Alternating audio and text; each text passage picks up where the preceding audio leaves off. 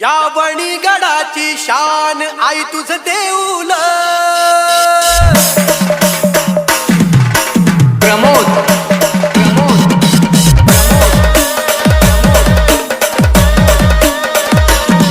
या वणीगडाची शान आई तुझ देऊल या वणीगडाची शान आई तुझ देऊल आम्हा भक्त जनाचा मान आई तुझ देऊल आम्हा भक्त जनाचा मान आई तुझ देऊल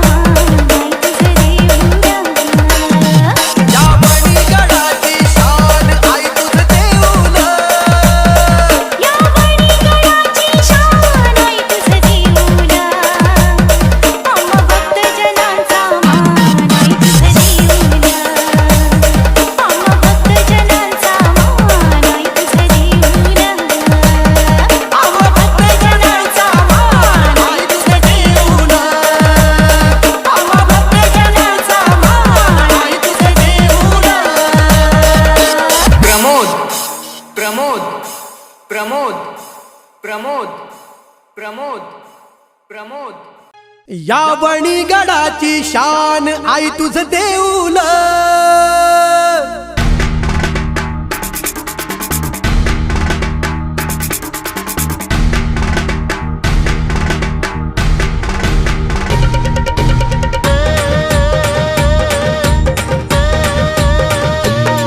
या वणीगडाची शान आई तुझ देऊल या वणीगडाची शान आई तुझ देऊला आम्हा भक्त जनाचा मान आई तुझ देऊला आम्हा भक्त जनाचा मान आई तुझ देऊला या वणीगडाची शान आई तुझ देऊल या वणीगडाची शान आई तुझ देऊला आम्हा भक्त जनाचा मान आई तुझ देऊला आम्हा भक्त जनाचा मान आई तुझ देऊला या वणीगडाची शान आई तुझ देऊल या वणीगडाची शान आई तुझ देऊल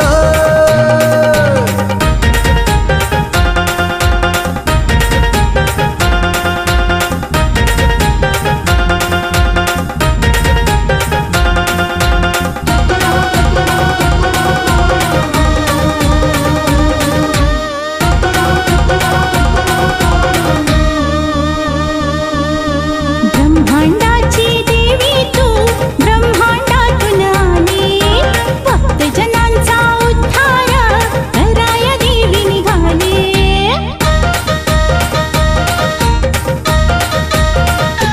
हा ब्रह्मांडाची देवी तू ब्रह्मांडातून आली भक्त जनांचा उद्धार कराया देवी निघाली ठेवलं सप्तशृंगी तुझं नाव आई तुझं देऊल ठेवलं सप्तशृंगी तुझं नाव आई तुझं देऊल ठेवलं सप्तशृंगी तुझं नाव आई तुझं देऊला आम्हा भक्त जनांचा मान आई तुझं देऊला आम्हा भक्त जनांचा मान आई तुझं देऊला या वणीगडाची शान आई तुझं देऊल या वणीगडाची शान आई तुझं देऊल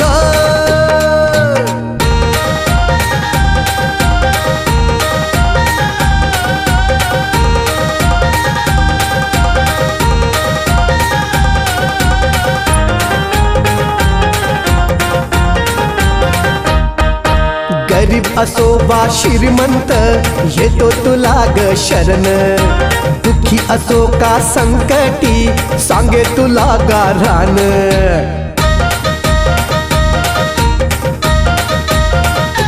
हा गरीब असो वा श्रीमंत येतो तुला ग शरण दुःखी असो का संकटी सांगे तुला गारान जिथं भक्तांचं समाधान आई तुझं देऊल जिथं भक्तांचं समाधान आई तुझं देऊल चित्त भक्तांचं समाधान आई तुझं देऊला आम्हा भक्त जनांचा मान आई तुझं देऊला आम्हा भक्त जनांचा मान आई तुझं देऊला या वणीगडाची शान आई तुझं देऊल या वणीगडाची शान आई तुझं देऊल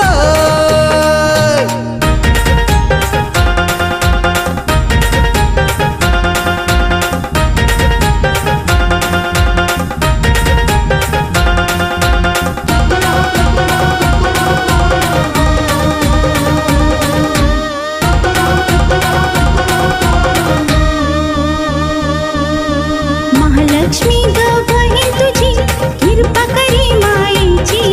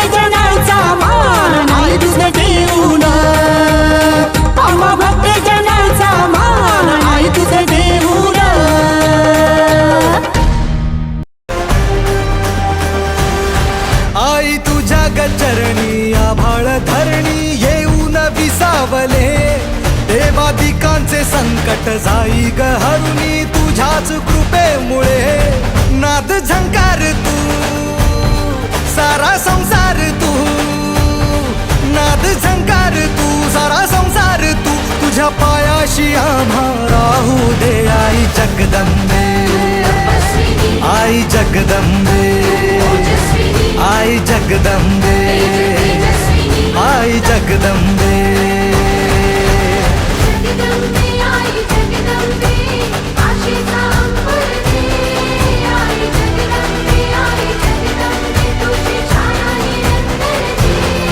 आई जगदंबे आई जगदंबे आई जगदंबे आई जगदंबे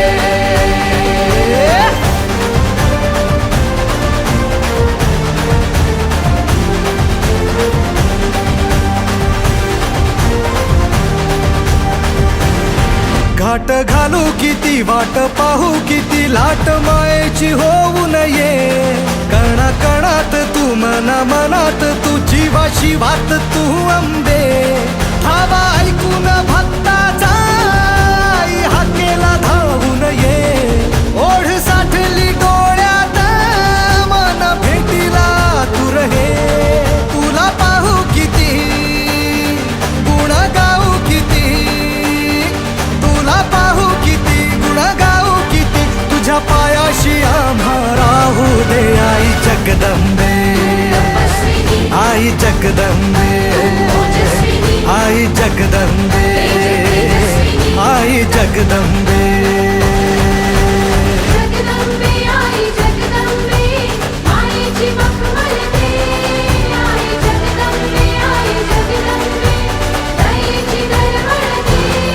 आई जगदंबे आई जगदंबे आई जगदंबे आई जगदंबे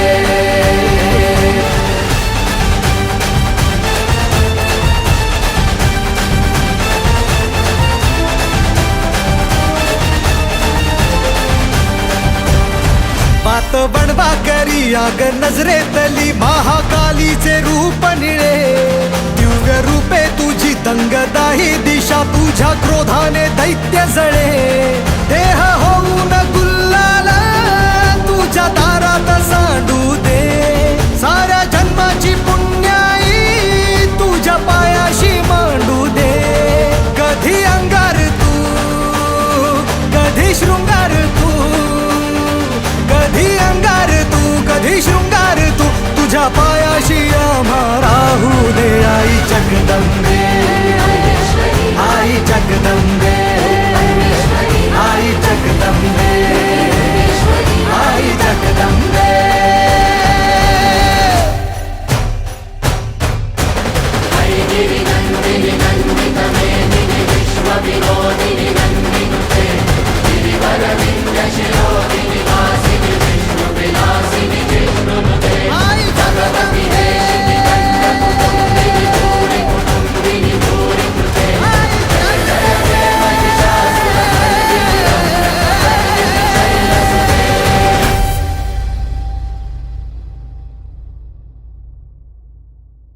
आई जगदंबे जगदंबे आई जगदंबे आई जगदंबे आई जगदंबे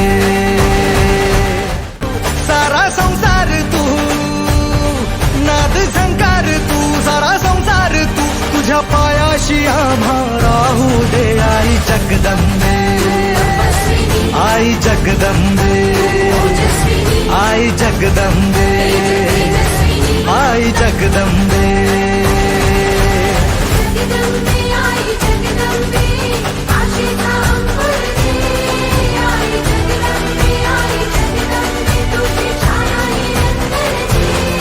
आई जगदंबे आई जगदंबे आई जगदंबे आई जगदंबे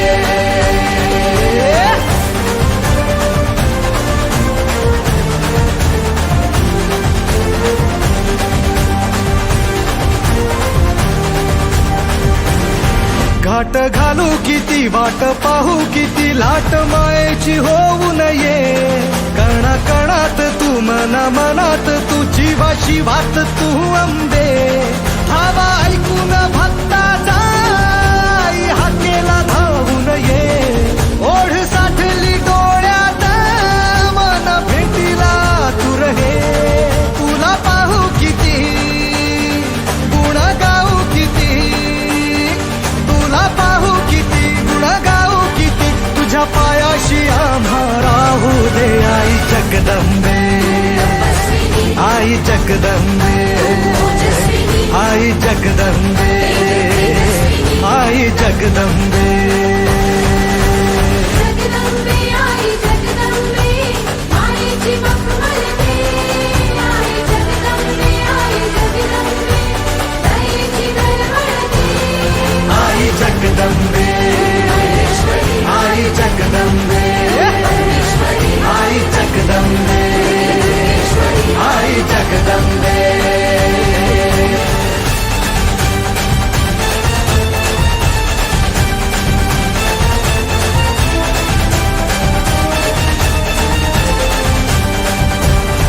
बात बनवा करी आग नजरेतली महाकालीचे रूप निळे युग रूपे तुझी तंगदाही दिशा तुझ्या क्रोधाने दैत्य जळे देह होऊन गुल्लाल तुझ्या दारात सांडू दे साऱ्या जन्माची पुण्याई तुझ्या पायाशी मांडू दे कधी अंगार तू कधी शृंगार तू कधी अंगार तू कधी शृंगार तू तुझ्या पायाशी आम्हा राहू दे आई जगदंबे आई जगदंबे आई जगदंबे आई Jagdambe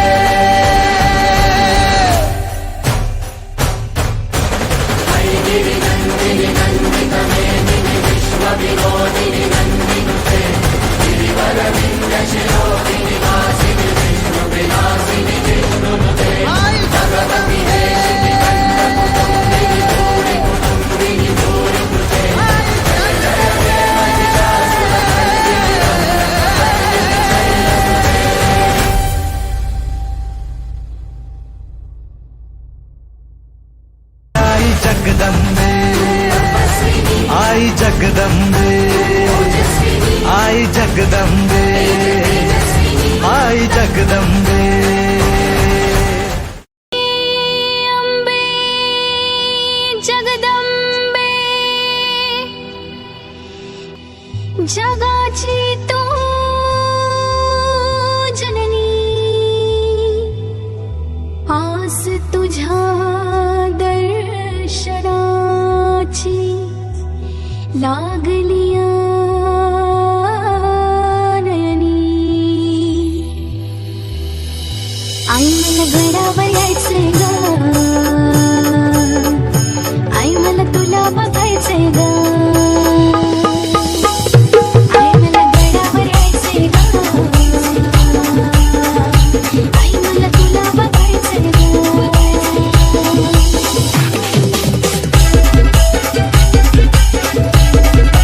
DJ, Lahu, in the mix. तुझ्या दर्शनाची लागली आस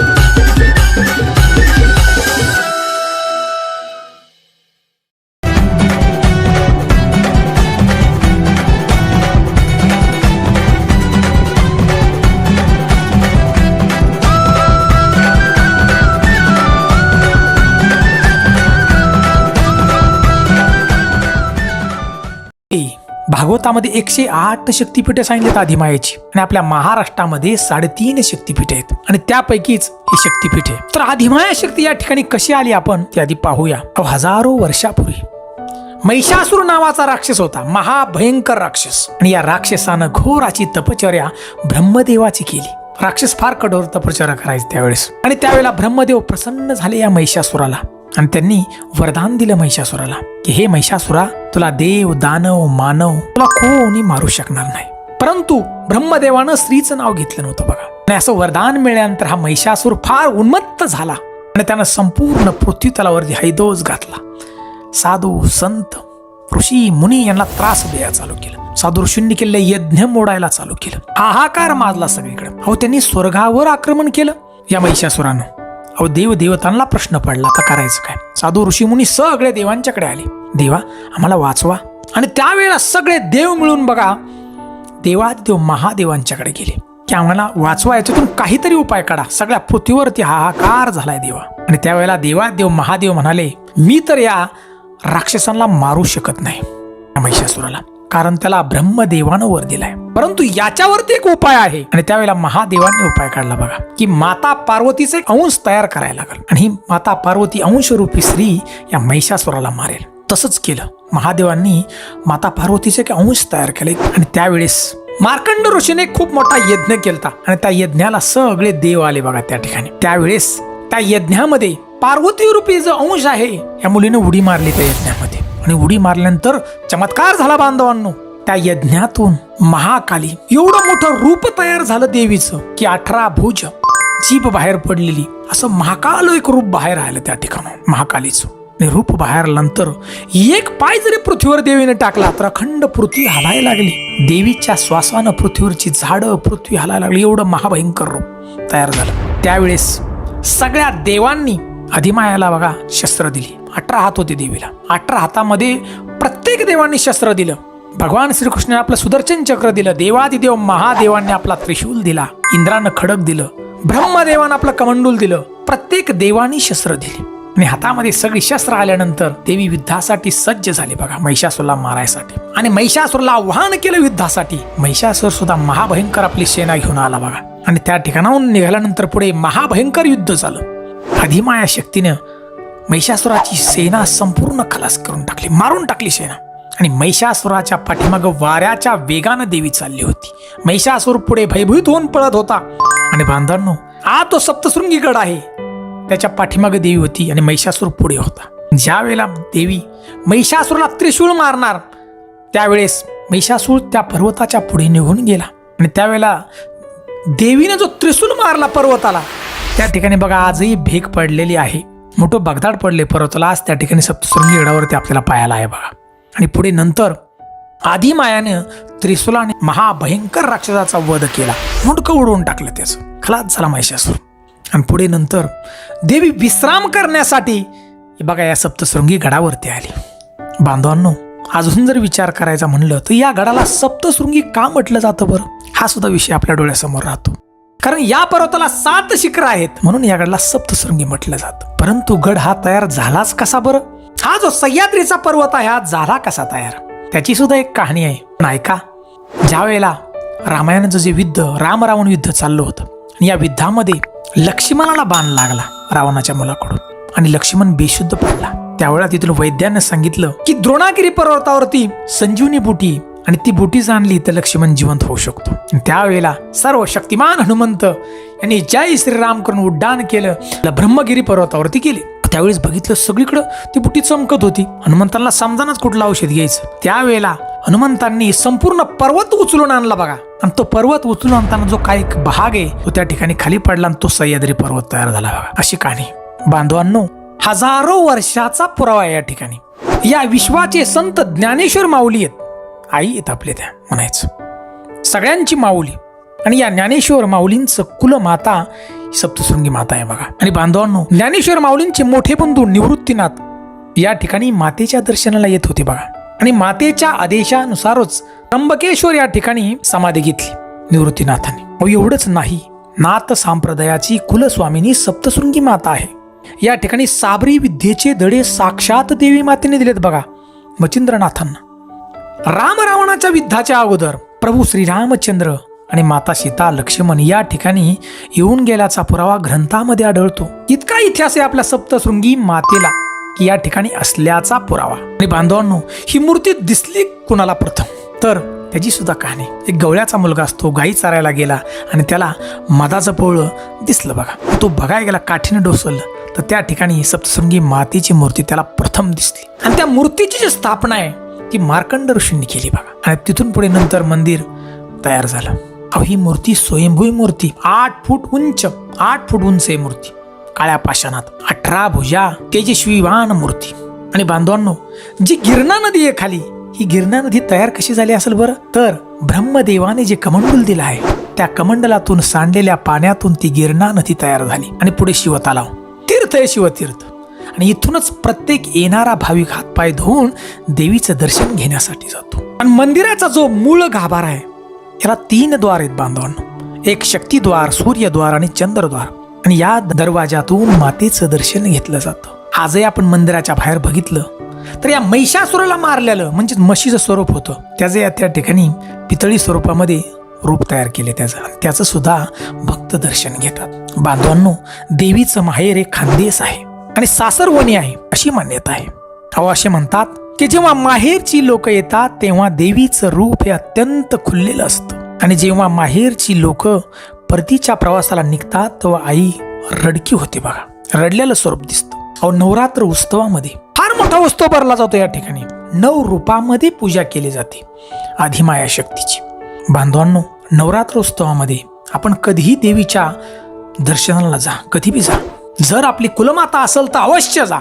आपल्या घरातील प्रत्येक येणारं संकट देवी दूर करेल. मी जे आपल्याला ही माहिती सांगितली की देवीची रूपं बदलतात, ती बांधवांनो कुणाला दिसतात? जो आदिमाया शक्तीवर, सप्तशृंगी मातेवर विश्वास ठेवेल, ज्याची श्रद्धा असेल त्याला हे सगळं दिसल. बांधवांनो, महाकाली, महालक्ष्मी, महासरस्वती ही 3ही रूपं या ठिकाणी आहेत. आदिमाया शक्तीची फार न्यारी कला आहे. ही सकाळी बाला, मध्य दिवसावर तरुणी, दुपारी वयस्क आणि संध्याकाळी वृद्ध असते, असं हे स्वरूप आहे. आजच्या कलयुगामध्ये सुद्धा सप्तशृंगी माता असल्याचा पुरावा या ठिकाणी दिसतो. प्रत्येक भक्तानं जर प्रामाणिकपणे भक्ती केली तर देवी माता पावणारच, तिच्या शब्दाला जागणारच.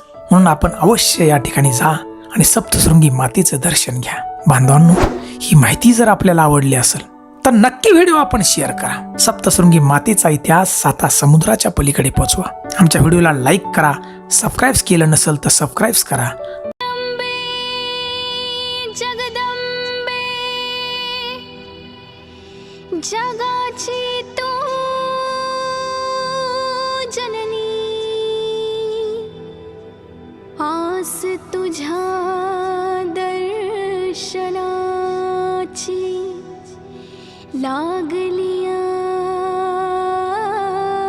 नयनी. आई मला गडावर यायचे ग, आई मला तुला बघायचे ग, आई मला गडावर यायचे ग, आई मला तुला बघायचे ग.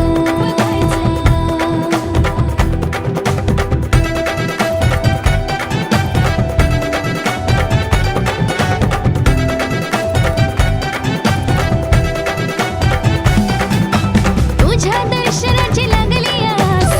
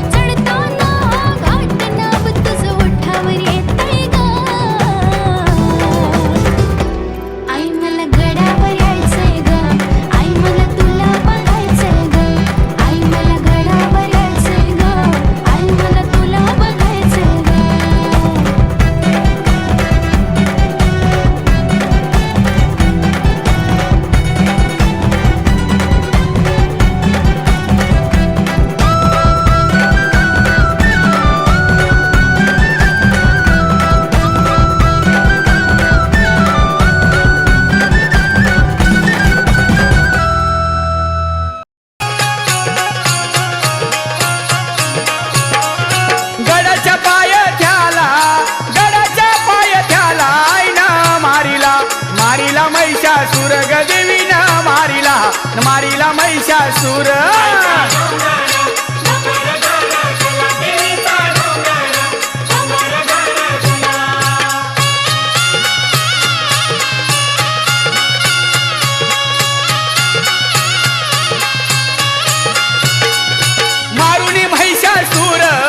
मारुनी महिषासूर अंबा चढली गडावर ग देवी चढली गडावर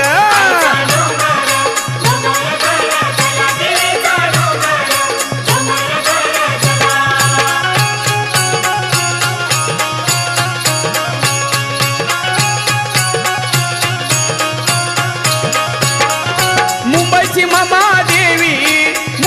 म्हादेवी हाय गडे पुण्याला पार्वती ग हाय गडे पुण्याला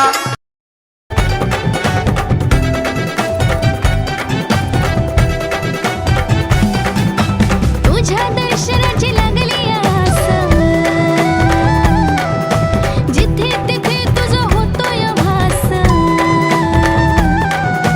तुझ्या दर्शनाची लागली आस जिथे तिथे तुझं होतोय भास गडावर येऊन तुझ्या मला माझा माथा टेकायचाय ग गडावर येऊन तुझ्या मला माझा माथा टेकायचाय ग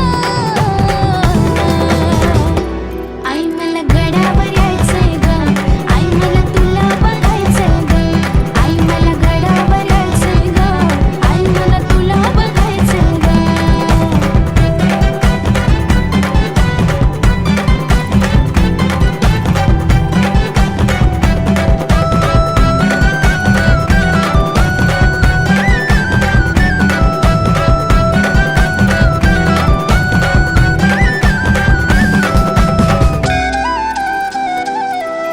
सुंदर किती हे रूप तुझे दर्शनासाठी वेडे मन हे माझे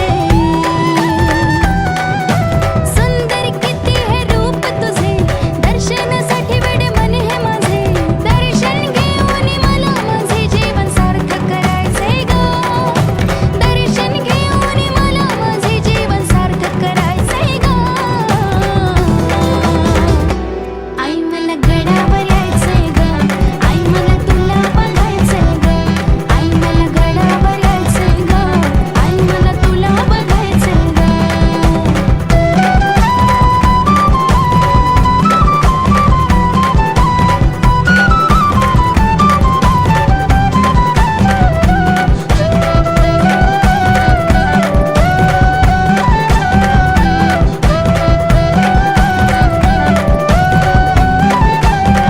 हाती घेऊन ये पूजेचे ताट चढतो या नांदुरी घाट